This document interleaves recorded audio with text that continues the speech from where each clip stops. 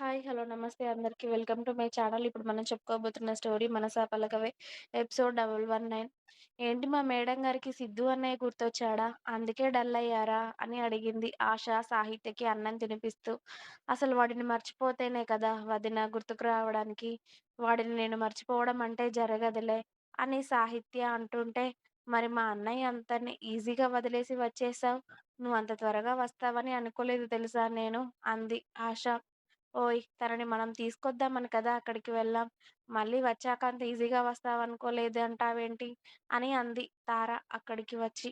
నేనిప్పుడు రాకపోతే అమ్మ వాళ్ళకింకా దూరంగా ఉన్నట్టే కదా వదినా! అందుకే ఏ అమ్మాయికైనా పెళ్ళైన తర్వాత పుట్టింటికి రావాలి అనిపిస్తుంది కదా! అదే అమ్మ వాళ్ళే వచ్చి వాళ్ళ తప్పయింది అని నన్ను తీసుకొస్తున్నప్పుడు నేను రాకుండా ఎలా ఉండాలి? అందుకే వచ్చేశాను. పైగా మీరు నాకు అందరూ రోజు ఎంతలా గుర్తొచ్చేవారో తెలుసా? అసలు మళ్ళీ ప్రెగ్నెంట్ అమ్మాయికి వాళ్ళందరితో గడపాలని ఉంటుంది కదా! నాకు కూడా కొన్ని రోజులు మీతో ఉండాలని ఉంది వదినా. అందుకే వచ్చేసాను. మీతో ఉండేది కొన్ని రోజులే కదా! ఆ తర్వాత మళ్ళీ నా సిద్ధు దగ్గరికి వెళ్ళిపోతాను కదా నేను అంది సాహిత్య నవ్వుతూ. అంటే డెలివరీ వరకు నువ్విక్కడుండవా అమ్మాయ్? అని అడిగింది తార. అమ్మో! అన్ని నెలలు నా సిద్ధుని చూడకుండా నేనుండాలి అంటే, నా వల్ల కాదు వదినా. కావాలి అంటే మీరే వచ్చి అక్కడికి నన్ను చూసి వెళ్ళండి. కానీ సిద్ధుని చూడకుండా నేనుండలేను. ఇప్పటికే వాడి మీద ఆల్రెడీ నాకు బెంగ స్టార్ట్ తెలుసా? అని సాహిత్య నవ్వుతూ ఉంటే, అమ్మో! బాగానే మా సిద్ధు పార్టీ అయిపోయావు కదా! అని వదినలిద్దరూ కాసేపు సాహిత్యని ఆట పట్టించి, తనకి తినిపించిన తర్వాత టాబ్లెట్స్ వేసి, సరేరా కాసేపు రెస్ట్ తీసుకో. చాలా సేపు జర్నీ చేశాను కదా! అని ఆశా, తార వాళ్ళ రూమ్స్‌కి వెళ్ళిపోయారు. వాళ్ళు వెళ్ళాక సాహిత్య కాస్త నడుము వాల్చి, తన తల పట్టుకొని మెల్లిగా బెడ్ మీద ఒరిగింది. ఇప్పటికైతే సిద్ధు ఉంటే ఎన్ని సేవలు చేసేవాడో గుర్తొచ్చి, అన్ని దొంగ వేషాలు. అన్నీ నీ బేబీ కోసమేరా! నాకు తెలుసు.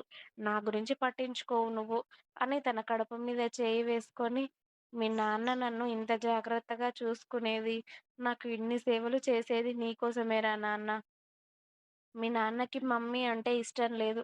నువ్వు కడుపులో పడ్డాక వాడు నా మీద ప్రేమ చూపించడం మొదలుపెట్టాడు అంటే అది నీకోసమే. నాకు తెలుసులే అని తన బొజ్జలో ఉన్న బుజ్జోడితో కాసేపు మాట్లాడి ఇక అలాగే పడుకుంది. ఆ రోజు అందరూ రాత్రి భోజనాలు చేసి పడుకున్నారు.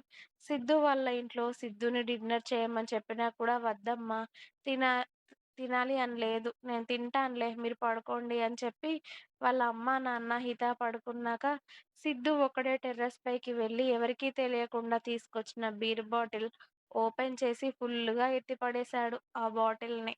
సాహిత్య అతడికి దూరంగా వెళ్ళాక ఎందుకో మనసున పట్టడం లేదు. ఆ రోజు తన సాహిత్య ఇక్కడి నుండి వెళ్ళేటప్పుడు కూడా అంతే. తన ప్రేమ విషయం చెప్పినప్పుడు కూడా ఇలాగే అనిపించింది. ఇప్పుడు కూడా అలాగే అనిపిస్తూ ఉంటే ఎందుకే?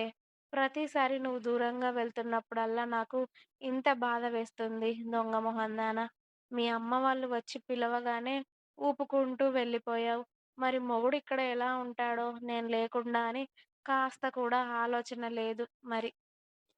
వెళ్ళాక కనీసం ఫోన్ లేదు, ఏం లేదు అని సాహిత్యని తిట్టుకుంటూ 4 బాటిల్లు లేపేసి సిద్ధు వెళ్ళి సైలెంట్‌గా అతడి బెడ్‌రూమ్‌లో పడుకున్నాడు. ఇక ఉదయం సాహిత్య లేచి ఫాస్ట్‌గా ఆమె మొబైల్ చూసి సిద్ధు ఏమైనా మెసేజ్ చేశాడా? ఫోన్ ఏమైనా చేశాడా? అని చూసింది. కానీ అతడి నుండి missed calls, phone calls, messages కూడా లేకపోవడంతో, నాకు తెలుసురా దొంగ సచ్చినోడా! నీకు నేనంటే ప్రేమ లేదు అని ఇది మంచిగానే వెళ్ళిందిలే. నాకు దూరంగానే అనుకోని ఉంటావు కదా! అందుకే ఒక్క ఫోన్ లేదు, మెసేజ్ లేదు. నువ్వు మళ్ళీ నన్ను కలిసినప్పుడు చెప్తారా? అని అతడు ఫోన్ చేయనందుకు కోపం, బాధ, ఉక్రోషం అన్నీ పొంగుకు వస్తూ ఉంటే, వెళ్ళి హాట్ వాటర్‌తో సిద్ధు మీద ఉన్న కోపం పోయేలా ఈవిడ గారు ఫ్రెష్ అయ్యి బయటకొచ్చేసరికి రాణిగారు కూతురు రూమ్ అంతా సర్దుతూ, "తల్లి ఫ్రెష్ అవుతున్నావా? పద పద నీకోసమని నీకిష్టమైన టిఫిన్ అంతా చేశాను. తిందువు గాని రా తల్లి" అని పిలిచారు. "వస్తున్నా అమ్మా" అని సాహిత్య రెడీ అయ్యి వాళ్ళ అమ్మతో పాటు కిందికి వెళ్ళేసరికి చింటూ ఇంకా ప్రిన్సీ ఇద్దరూ వాళ్ళ అత్తని చుట్టేశారు. "అత్త మనం బయటికి వెళ్ళి చాలా రోజులవుతుంది. ఇవాళ ఫుల్‌గా తిరిగేద్దామా అత్త బయటికి" మమ్మీ, డ్యాడీ మమ్మల్ని అస్సలు బయటికి తీసుకెళ్ళట్లేదు. తెలుసా? నువ్వెళ్ళినప్పటి నుండి, నువ్వున్నప్పుడైనా కనీసం ఎక్కడికైనా ఒక దగ్గరికి వెళ్ళే వాళ్ళం మంత్లీ. కానీ ఇప్పుడు మొత్తంగా మమ్మల్ని చదువుకే అంకితం చేసేశారు. మమ్మల్ని ఎక్కడికి తీసుకెళ్ళట్లేదు అత్త అని వాళ్ళు బుంగమూతి పెట్టుకొని చెప్తూ ఉంటే, అత్త ఇప్పుడు ఎక్కడికి రాకూడదు నాన్న. అత్త బొజ్జలో చిన్న బేబీ ఉంది కదా! అత్త ఇప్పుడు బయట తిరగకూడదు. మీరు అత్తతో ఎంత ఆడాలి అనుకున్నా ఇంట్లోనే ఆడండి. కానీ అత్తయ్య బయటికి వెళ్ళకూడదు నాన్న అని తార వచ్చి పిల్లలకి చెప్తూ ఉంటే, "నిజంగానా అత్తా?" అని అడిగింది ప్రిన్సీ సంబరంగా. వాళ్ళ అత్త బొజ్జ మీద చేయి వేసి, "నీ బొజ్జలో ఇప్పుడు చిన్న బేబీ ఉందా?" అని. "హ్మ్. ఉందిరా తల్లిగా. చెప్పు. నీకు పాప కావాలా? బాబు కావాలా? ఎవరున్నారిప్పుడు నా కడుపులో?" అని సాహిత్య అడుగుతూ ఉంటే, "చిన్న బాబున్నాడత్తా" అని సంబరంగా చెప్తూ ఉంటుంది ప్రిన్సీ.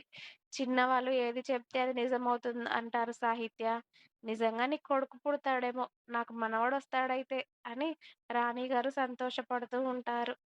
సిద్ధు మాత్రం నాకు కూతురు పుట్టాలి అనడం గుర్తొచ్చి, వీడి తల తిరిగేలా నాకు కొడుకే పుట్టాలి. అప్పుడు కదా వాడు అమ్మ సైడ్ ఉంటే వీడి పిచ్చి తగ్గేది. అని సాహిత్య తన మనసులో అనుకుంటూ, ఒక్కసారి కొడుకు పుడితే ఇంకొకసారి కూతురు పుట్టదా ఏంటి?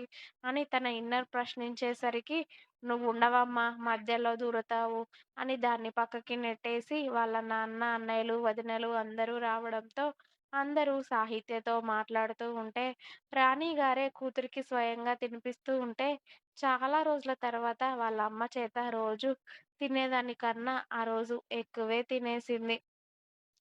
తను తినడం ఆలస్యం. పిల్లలతో కలిసి హాల్‌లోనే ఆడుతూ ఉంటుంది. వాళ్ళ అమ్మ ఎక్కువగా పెట్టేసరికి కాసేపు వాకింగ్ చేస్తూ, సాహిత్య అలా ఇంట్లో తిరుగుతూ ఉంటే, అందరికీ చాలా సంతోషంగా అనిపిస్తూ ఉంటుంది. అశోక్, కేశవ్, సారథి గారు అందరూ సంతోషంగా చూస్తూ ఉంటారు సాహిత్యని. అందరూ చాలా సంతోషంగా ఉన్నారు సాహిత్య వాళ్ళ ఇంటికి వచ్చినందుకు. కానీ సాహిత్య మాత్రం సంతోషంగా లేదు. ఇంకా సిద్ధు ఒక్కసారి కూడా కాల్ చేయనందుకు అతడి మీద పిచ్చి కోపం వస్తూ ఉంటుంది. కానీ నైటు ఫుల్ తాగి పడుకున్న సిద్ధు ఆ రోజు మధ్యాహ్నం 12 అవుతున్నా కూడా ఇంకా నిద్ర లేవడు. ఇక కోడలు పుట్టింటికి వెళ్ళింది కదా అని త్రివేణి గారు మళ్ళీ కాలేజ్‌కి వెళ్తున్నారు. హిత కూడా కాలేజ్‌కి వెళ్ళిపోయింది. ఇంట్లో ఎవ్వరూ లేరు. సిద్ధుకి టిఫిన్ కూడా వండిపెట్టి వెళ్ళిపోయారు త్రివేణి గారు. అతడిని డిస్టర్బ్ చేసేవాళ్ళు కూడా ఎవరూ లేకపోవడంతో, మెల్లిగా 1 గంటకు కళ్ళు తెరిచి మొబైల్ చూసేసరికి ఫోన్‌లో ఒకటే అవుతూ ఉంటే, నేను రాత్రి 1 గంటకు లేచానా? మధ్యాహ్నం 1 గంటకు లేచానా? అని డేట్ కూడా చూసుకొని, వామ్మో! ఇదేంట్రా బాబు! ఎప్పుడూ లేనిది ఇలా పడుకున్నాను. ఈ దొంగ మొహం దాని గురించి ఆలోచిస్తే ఎప్పుడూ ఇలా జరుగుతుందిలే నాకు అని అతడు కూడా మొబైల్ చూశాడు. సాహిత్య ఏమైనా కాల్ గాని, మెసేజ్ గాని చేసిందా అని. సాహిత్య నుండి ఎలాంటి కాల్ గాని, మెసేజ్ గాని లేకపోవడంతో దొంగ మొహంది. దీనికి మొగుడు గుర్తు రావట్లేదేమో పుట్టింట్లో అని అనుకున్నాడు. ఇంకా ఉంది. మీకు నా స్టోరీస్ నచ్చినట్టయితే ప్లీజ్ లైక్ చేయండి. అలాగే ఛానెల్‌ని తప్పకుండా సబ్స్క్రైబ్ చేయండి. ప్లీజ్.